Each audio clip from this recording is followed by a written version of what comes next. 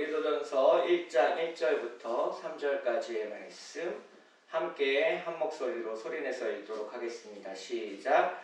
하나님의 뜻을 따라 그리스도 예수의 사도로 부르심을 받은 바울과 형제 소스데레는 고린도에 있는 하나님의 교회 곧 그리스도 예수 안에서 거룩하여지고 성도라 부르는 자들과 또 각처에서 우리 주 곧 그들과 우리의 주 되신 예수 그리스도의 이름을 부르는 모든 자들에게 하나님 우리 아버지와 주 예수 그리스도로부터 은혜와 평강이 있기를 원하노라.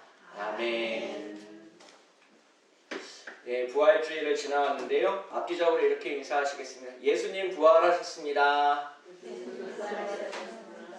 네, 예수님이 부활하신 그 충만한 기쁨이 우리의 삶에 넘치는 오늘의 하루를 살아가시기를 주님의 이름으로 축복합니다. 아멘. 예, 오늘은 이제 고린도전서 이제 함께 읽는 두 번째 시간입니다. 지난 시간에 우리는 왜 고린도전서를 읽어야 되는지에 대해서 함께 살펴보았는데요. 고린도 교회의 모습이 현재 한국 교회의 모습과 많이 닮아 있다라는 말씀을 드렸습니다. 열광적이고 뜨거운 교회의 모습, 그러나 서로 분열되어 싸우는 교회의 모습, 고린도 교회에 나타난 많은 문제들이 현재 한국 교회에 나타나고 있고, 그래서 고린도 교회를 연구하다 보면 한국 교회를 치유할 수 있는 회복의 길이 그 안에 있지 않을까 함께 살펴보고자 하고 있습니다. 결혼하기 전에 제가 이제 장인어른 장모님을 뵈러 이제 처갓집에 인사를 드리러 가는 첫날이었을 때의 이야기입니다. 이 장인어른은 이제 한국전쟁 때 고아가 되셔서 부산에서 이렇게 자라오셨는데요. 이제 고등학교 때는 이제 미션 스쿨을 나오셨습니다. 그래서 교회에 대해서 상당히 많은 것들을 알고 계셨는데요.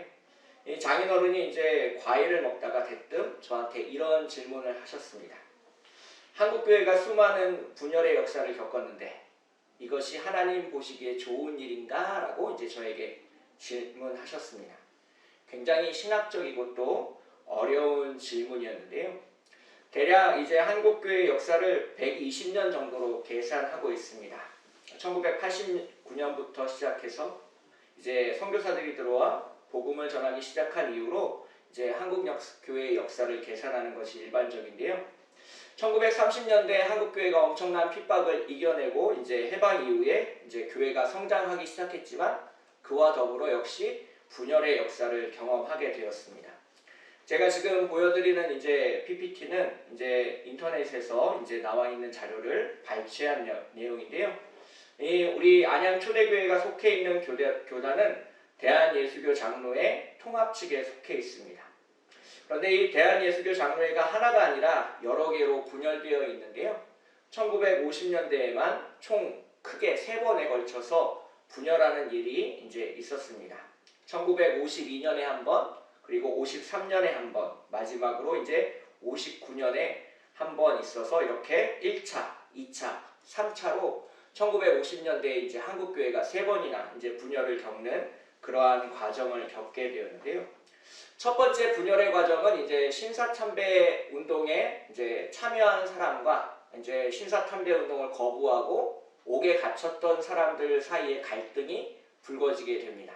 그래서 추록 성도들이 이제 신사참배한 목사들이 모든 교권을 내려놓고 회개할 것을 촉구하게 되었고, 이제 교권 갈등이 벌어지게 되어서 이제 고신 측과 이제 분리되는 그러한 일이 벌어지게 되었습니다.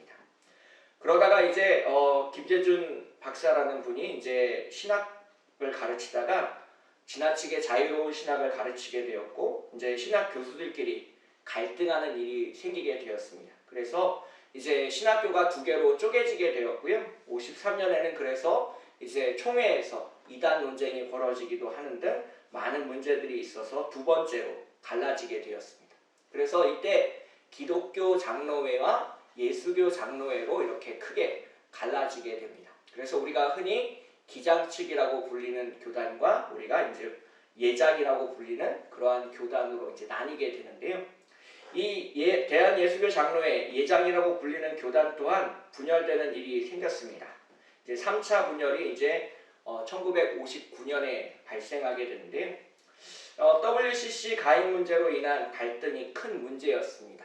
그때 당시 한국에 들어오신 선교사님들은 한국 교회도 WCC에 가입하기를 원하셨고, 또 보수적인 교단들은 WCC에 이제 그때 당시에는 소련에 해당하는 러시아 정교회가 들어있었기 때문에 공산당과는 더 이상 우리가 대화할 수 없다라는 측면 때문에 WCC 가입에 반대하는 교단이 굉장히 많았습니다. 그래서 예장 통합 측과 예장 합동 측이 갈라지게 되는 분열의 역사를 경험하게 되었습니다. 그 이후로도 이제 합동 측은 100여 개가 넘는 이제 교파로 또 갈라지게 되는 사건들이 있었는데요. 장인어른은 이러한 배경들을 잘 아시고 저에게 그런 질문을 하신 것이었습니다. 한국교회가 분열되어 있는 것이 그렇게 아름답지 못한 것은 아닌가라는 그런 취지의 질문이었는데요. 제가 그때 뭐라고 대답했냐면, 한국교회가 하나 되지 못하고 분열된 것은 매우 안타까운 일이지만 그로 인해서 나타난 장점도 있습니다 라고 말씀드렸습니다. 그것이 무엇인가 라고 저에게 질문하셨는데요. 서로 경쟁하듯이 복음이 빨리 전파된 장점도 있습니다 라고 이렇게 말씀드렸습니다. 그래서 빌립보서 1장 15절 17절을 보시면, 어떤 이들은 투기와 분쟁으로 어떤 이들은 착한 뜻으로 그리스도를 전파하나니 이들은 내가 복음을 변증하기 위하여 세우심을 받은 줄 알고 사랑으로 하나 그들은 나의 매임에 괴로움을 더하게 할 줄로 생각하여 순수하지 못하게 다툼으로 그리스도를 전파하느니라 라고 이 빌립보서 1장에 나타나는 말씀처럼 한국교회는 분열하였지만 서로 더 열심히 복음을 전하기 위해서 또 빠르게 복음을 전하는 그러한 장점도 가지고 있었다라는 것을 말씀드렸습니다. 그래서 1950년부터 이제 90년대에 이르기까지 이제 한국교회는 놀라운 성장을 이루었습니다. 한강의 기적만큼이나 놀라운 교회 성장을 이루어냈고요. 그 대표적인 모습이 이제 우리가 잘 알고 있는 여의도 땡땡땡 교회나 이제 명땡 교회 같은 대형 교회들의 모습으로 나타나고 있습니다. 그렇지만 분열에는 반드시 대가가 필요합니다. 고린도 교회도 한국 교회처럼 이렇게 분열되어 있었는데요. 오늘 본문 고린도전서 1장 11절 12절의 말씀을 함께 소리내서 읽도록 하겠습니다. 11절 12절의 말씀입니다. 시작. 내 형제들아, 글로의 지편으로 너희에 대한 말이 내게 들리니 곧 너희 가운데 분쟁이 있다는 것이다. 내가 이것을 말하거니와 너희가 각각 이르되 나는 바울에게, 나는 아볼로에게, 나는 게바에게, 나는 그리스도에게 속한 자라 한다는 것이니. 아멘. 즉 이 고린도 교회 안에 적어도 4가지 분파로 나뉘어져 있었다라는 것을 알 수 있습니다. 바울파, 아볼로파. 이 게바라는 말은 베드로를 이제 다르게 부르는 이름인데요. 베드로파, 또 여기저기에도 속하지 못한 사람들이 그리스도파라는 이름으로 또다시 모여서 이렇게 분쟁하고 있는 교회의 모습을 볼 수 있습니다. 그래서 이렇게 분열해서 나뉘어서 싸우는 것만 하면 좋은데요. 서로가 자기의 자랑을 늘어놓는 그러한 모습을 보이게 됩니다. 그래서 고린도전서 1장 28절 29절의 말씀을 보시면, 하나님께서 세상에 천한 것들과 멸시받는 것들과 없는 것들을 택하사 있는 것들을 폐하려 하시나니 이는 아무 육체도 하나님 앞에서 자랑하지 못하게 하려 하심이라. 아멘. 교회 안에서 자기의 자랑을 늘어놓는 사람들이 그만큼 많았다는 것을 반증하는 예라고 하겠습니다.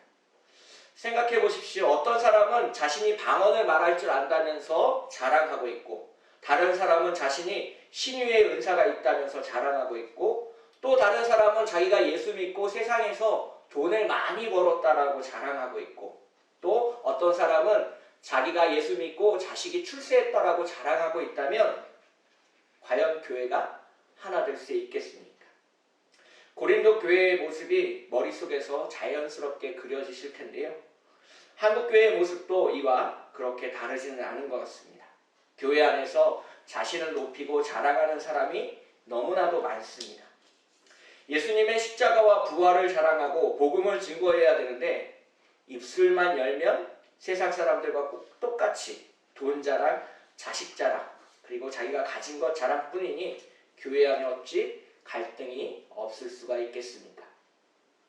한국교회를 하나 되게 하고 이 분열된 교회를 하나 되게 하기 위해서 우리가 과연 무엇을 또 어떻게 하나님의 은혜에 기대어 나아갈 수 있을까? 오늘 본문 1절에 힌트가 있는데요. 1절을 다시 한번 소리내서 읽도록 하겠습니다. 시작! 하나님의 뜻을 따라 그리스도 예수의 사도로 부르심을 받은 바울과 형제 소스데네는. 아멘. 형광펜이 있으신 분들은 제일 앞에 나오는 하나님의 뜻을 따라라는 표현에 이렇게 색칠을 해주시면 좋을 것 같습니다. 그래서 한국교회가 분열되어 있는데 그 분열을 치유하고 회복시킬 첫 번째 사도 바울의 메시지가 여기에 놓여 있습니다. 화면에 나와 있는 대로 이제 저를 함께 따라 읽겠습니다. 첫째, 하나님의 뜻을 분별하십시오. 첫째, 하나님의 뜻을 분별하십시오. 즉, 교회가 분열된 가장 큰 원인은 서로 자신이 옳다라고 주장하는 데 있습니다. 너는 옳고 나는 옳고 너는 틀렸다. 그러니 너는 내 말을 들어야 한다. 지금 한국 정치 사회의 모습이 교회 안에서도 그대로 나타나고 있습니다. 자기 말이 옳다고 자랑하는 목사님 혹은 장로님, 목사님이 세상을 너무나도 모른다라고 말하고 또 목사는 장로가 성경을 너무 모른다고 말하면 싸움밖에 일어나지 않습니다. 많은 이들이 이러한 문제의 해결책으로 서로 소통하고 대화하라는 권면을 우리에게 주고 있습니다. 분쟁이 일어나기 전에 서로 상대방을 설득하고 이성적인 대화로 문제를 해결하는 자세를 보여야 된다라고 세상 사람들은 말하고 있습니다. 하지만 이것은 어디까지나 인간적인 해결책에 불과할 뿐입니다. 실제로 문제가 발생한 교회들을 많이 보게 되는데요. 교회에 문제가 발생하면 논리적으로 사고하고 말하기보다는 네 편이냐 상대편이냐를 가루어 감정 싸움으로 치닫게 되는 것을 보게 됩니다. 네 편과 내 편을 가르는 순간 더 이상 대화가 성립할 수 있는 공간은 없습니다. 그렇다면 어떻게 싸우지 않고 문제를 해결할 수 있을까? 자신의 주장이 옳다고 싸우지 않고 대화로 문제를 해결할 수 있을까? 열린 자세를 취해야 되는 것일까? 성경은 그렇게 얘기하지 않습니다. 성경이 말하고 있는 해결책은 하나님의 뜻을 구하는 것입니다.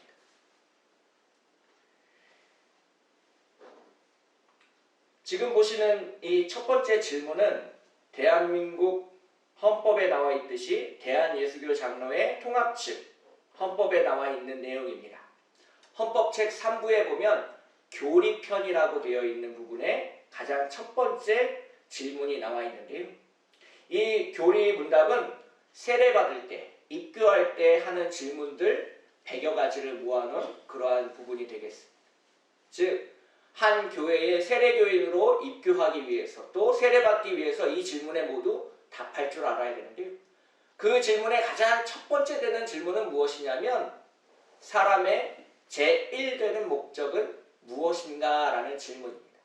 하나님이 우리를 만드신 창조의 제1되는 목적은 무엇인가를 알고 고백하는 것이 세례교인이 대답해야 되는 첫 번째 질문 중에 하나입니다. 많은 분들이 이 질문에 대한 답을 잘 모르고 계신데요. 이 질문에 대한 답은 이렇습니다. 사람의 제1되는 목적은 하나님을 영화롭게 하고 영원토록 그를 즐거워하는 것입니다.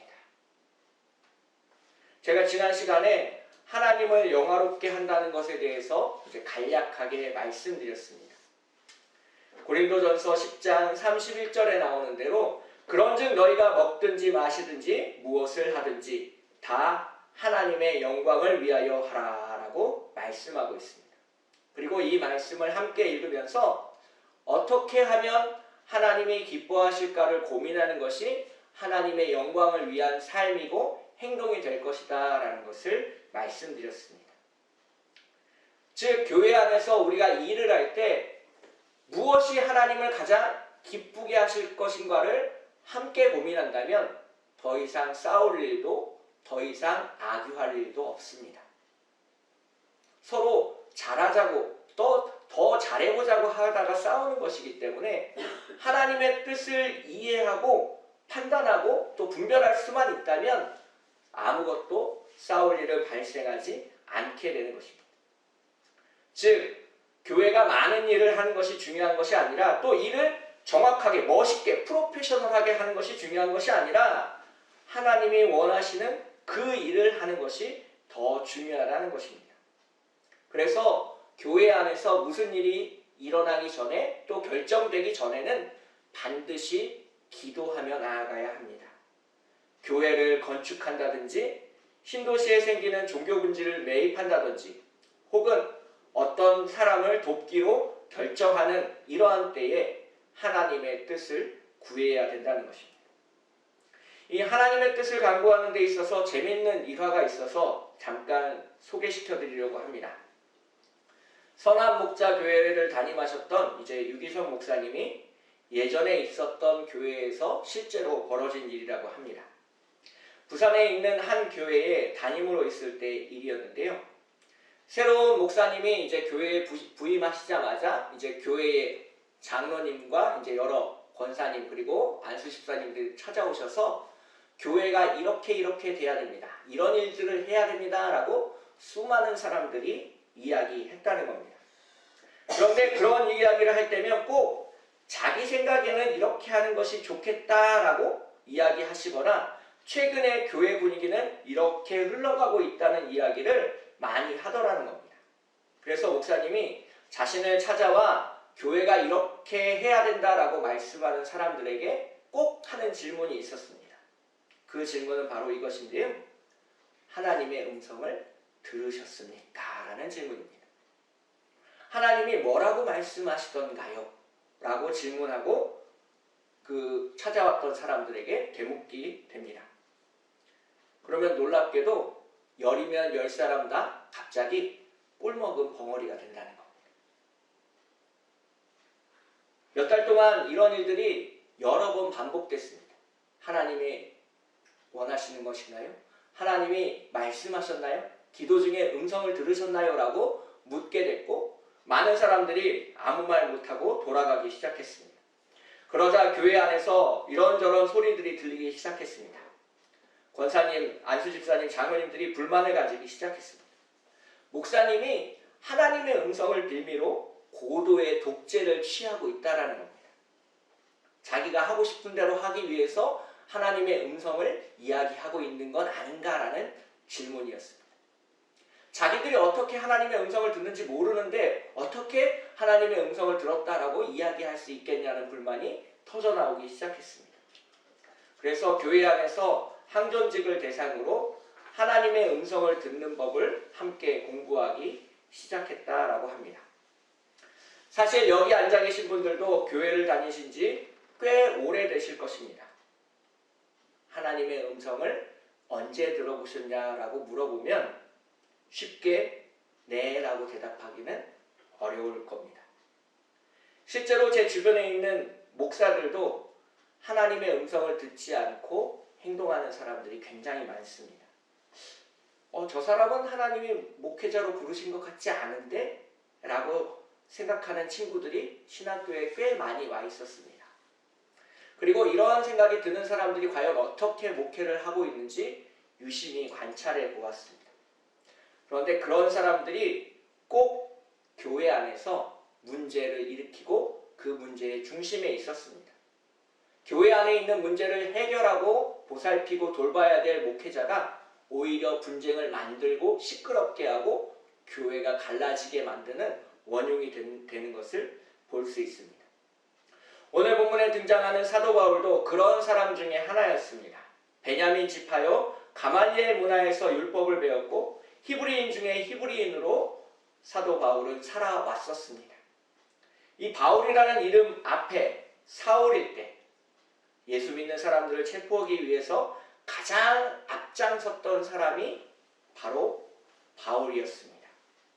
사도행전 26장에서 예수님을 만나기 이전에 자신의 삶을 이렇게 표현하고 있습니다.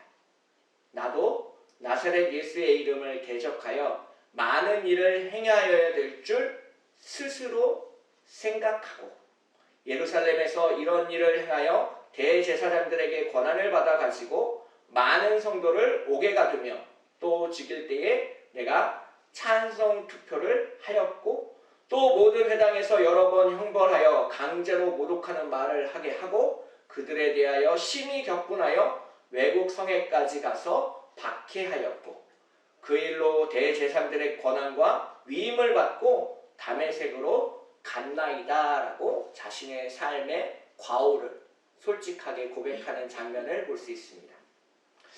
이 구절에서 우리가 잘 살펴보시면 구절에서 스스로 생각한다라는 표현이 있습니다. 즉 하나님의 뜻을 묻지 않고 내 생각으로 그렇게 했다라는 것을 사도 바울은 분명히 이야기하고 있습니다. 그래서 찬성 투표를 하게 되고요. 또 11절을 보시면 심히 격분하여 감정을 토로하는 일까지 벌어지게 되었습니다. 이렇게 자신이 옳다고 생각하고 내가 진리라고 생각하는 순간 우리는 하나님을 맞서는 사람이 되게 됩니다. 이것은 그 사람이 목회자인지 항존직인지 평신도인지와는 아무런 상관이 없습니다. 하나님의 뜻을 우리가 일상생활에서 분별하려고 하지 않으면 자신의 생각대로 일하게 되고 자신의 생각대로 일하게 되면 아담과 하와처럼 선악과를 따먹는 어리석음을 저지르게 된다는 겁니다. 사도 바울은 자신이 하나님의 뜻에 따라 예수 그리스도를 전하는 사도가 되었다라고 분명히 말씀하고 있습니다. 우리가 신앙생활을 하면서 이런 질문을 계속해서 반복할 필요가 있습니다. 나를 향해 있는 하나님의 뜻은 과연 무엇인가? 오늘 나에게 원하는 하나님의 음성은 무엇인가? 라고 질문하며 나아갈 필요가 있습니다. 오늘 본문 1절에서 하나님의 뜻으로 나타난 이 헬라어 원어를 살펴보면요.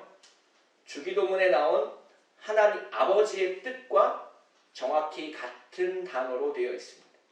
아버지의 뜻이 하늘에서와 같이 땅에서도 이루어지게 하소서라고 말하는 그 부분에서 아버지의 뜻이 1절에서 말하는 사도 바울이 말하는 하나님의 뜻과 정확히 같은 단어입니다.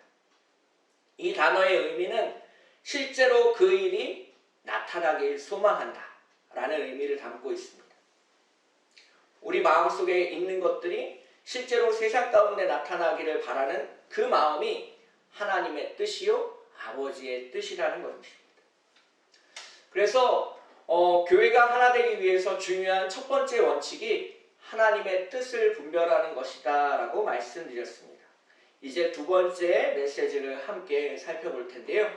1절의 말씀을 다시 한번 소리내서 읽도록 하겠습니다. 1절의 말씀입니다. 시작. 하나님의 뜻을 따라 그리스도 예수의 사도로 부르심을 받은 바울과 형제 소스데네는 아까는 하나님의 뜻을 따라의 형광펜을 칠하셨다면 이제 두 번째로 부르심을 받은 이라는 표현에 형광펜을 칠해주시면 좋겠습니다. 한국교회를 회복시킬 사도 바울의 두 번째 메시지가 여기 있는데요. 화면에 나오는 대로 이제 둘째 단어를 빼고 함께 소리내서 읽도록 하겠습니다. 시작. 하나님의 뜻을 위해 우리를 부르셨습니다.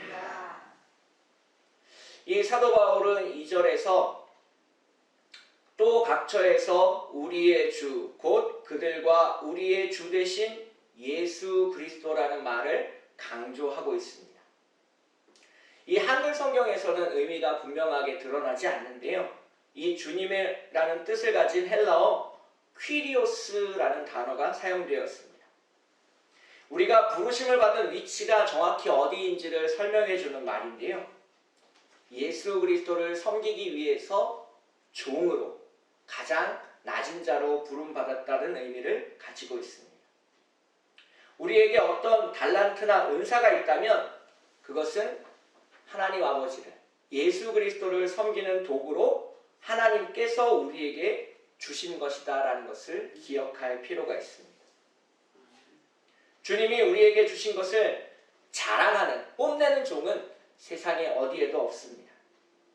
하나님의 뜻이 이 땅 가운데 나타나기 위해서 일해야 되는 사람이 예수 그리스도의 종, 하나님의 종인 바로 부르심을 받은 우리라는 것을 꼭 기억하시기를 부탁드리겠습니다. 하나님의 뜻을 분별하고 한 마음 한 뜻으로 일하기 위해서 지금 우리는 이렇게 함께 예배 드리고 있는 것입니다. 사도 바울은 이 부르심에는 여러 가지 모양이 있었다라는 것을 우리에게 말씀하고 있습니다. 고린도전서 12장 8절부터 11절까지의 말씀을 보시면 우리에게 얼마나 많은 달란트와 또 지혜로 하나님을 섬기게 하셨는지를 우리에게 말씀하고 있습니다. 어떤 사람에게는 성령으로 말미암아 지혜의 말씀을, 어떤 사람에게는 같은 성령을 따라 지식의 말씀을, 다른 사람에게는 같은 성령으로 믿음을, 어떤 사람에게는 한 성령으로 병 고치는 은사를, 어떤 사람에게는 능력 행함을, 어떤 사람에게는 예언함을, 어떤 사람에게는 영들 분별함을, 다른 사람에게는 각종 방언 말함을, 어떤 사람에게는 방언 통역함을 주시나니 이 모든 일은 같은 한 성령이 행하사 그의 뜻대로 각 사람에게 나누어 주시는 것이니라 라고 말씀하고 있습니다. 오늘날의 표현으로 바꾼다면 어떤 사람은 주방에서 봉사하는 일로, 어떤 사람은 새가족을 전도하는 일로, 어떤 사람은 또 새벽기도를 섬기는 일로, 다른 사람은 교회 학교에서 학생들을 가르치는 일로 부름받았다라는 것을 말씀하고 있습니다. 직분은 여러 가지나 섬김은 여러 가지나 하나님은 한 분이시고 우리가 같은 하나님께 부르심을 받았다는 사실을 잊어서는 안 된다라고 사도 바울은 말씀하고 있습니다. 이 부르심은 좁은 의미로는 교회를 섬기는 일로 나타나게 됩니다. 제가 한국교회를 지켜보면서 가장 안타까운 특징 중에 하나는 교회를 상당히 쉽게 사람들이 옮긴다라는 것입니다. 교회 안에 갈등이 있거나 문제가 생기면 성도들이 쉽게 교회를 떠납니다. 주변에 갈만한 교회들이 꽤 많기 때문입니다. 교회에서 봉사하다가 시험에 들면 대형교회로 옮겨서 예배만 드리게 됩니다. 교회에서 상처 입었으니까 자기는 당분간 예배만 드리겠다라는 사람들을 어렵지 않게 만날 수 있습니다. 아까도 말씀드렸지만 교회를 떠나는 것과 같은 큰 문제는 반드시 하나님의 뜻을 물어야 합니다. 자신이 섬기고 있는 교회를 옮기는 일에 자신의 생각대로, 자신의 감정대로 움직여서는 안 되는 것입니다. 갈등을 해결하는 중재자로 나를 부르지는 않으셨는지 우리가 하나님께 물어보아야 하기 때문입니다. 우리는 하나님의 부르심을 그래서 소중히 여길 필요가 있습니다. 하나님은 우리를 만드신 분이시고 창조하신 분이시고 우리를 지금 이 자리에 있게 하시는 분이십니다. 그 하나님께서 우리를 안양 초대교회를 섬기도록 부르셨습니다. 그리고 그 하나님께서는 분명한 목적을 가지고 계실 것입니다. 그러한 목적을 우리가 잊어버린다면 우리는 달란트를 땅에 묻어버린 어리석은 종이 될 것입니다. 오늘 본문에서 크게 두 가지를 함께 살펴보았습니다. 분열된 한국교회가 회복할 수 있는 두 가지 길을 함께 살펴보았는데요. 첫 번째는 하나님의 뜻을 분별하라라는 것입니다. 그리고 두 번째는 그 하나님의 뜻을 위해서 우리가 부르심을 받았다라는 것을 꼭 기억하라라는 것입니다. 이 두 가지만 원칙대로 행해진다면 교회는 하나님 나라의 넘치는 은혜의 기쁨을 세상 속에 나타낼 수 있을 것입니다. 그리고 교회가 나타내는 그 기쁨을 시편 133편에서는 이렇게 노래하고 있습니다. 보라, 형제가 연합하여 동거함이 어찌 그리 선하고 아름다운고, 머리에 있는 보배로운 기름이 수염 곧 아론의 수염에 흘러서 그의 옷깃까지 내림닿고, 헐몬의 이슬이 시온의 산들에 내림닿도다. 거기서 여호와께서 복을 명하셨나니 곧 영생이로다. 아멘. 아멘. 이처럼 우리를 부르신 그 부르심에 연합하여 함께 교회를 섬길 때 하나님께서 우리에게 복을 주신다는 것을 믿고 고백하는 안양 초대교회 성도 여러분 되시기를 주님의 이름으로 축복합니다. 함께 기도하겠습니다. 우리를 거룩한 성도로 부르신 하나님 아버지, 부활주의를 지나고 예수 그리스도께서 3일 만에 부활하셨음을 기뻐하며 예배합니다. 그러나 그 기쁨을 전하기에 우리는 너무나도 부족합니다. 분열되었고 다투고 있습니다. 우리를 용서하여 주시옵소서. 하나님의 뜻을 분별하며 교회가 하나 되게 하옵소서. 예수 그리스도를 위해 일하는 종으로 함께 부르심을 받았습니다. 부름받은 일에 충성하며 교회를 위해 일하게 하시고 세상 끝날까지 너희와 함께하리라라고 약속하신 예수 그리스도를 믿고 나아갈 수 있도록 인도하여 주시옵소서. 언제나 우리를 지켜보시는 우리의 주인 되시는 예수 그리스도의 이름으로 간절히 기도하옵나이다. 아멘.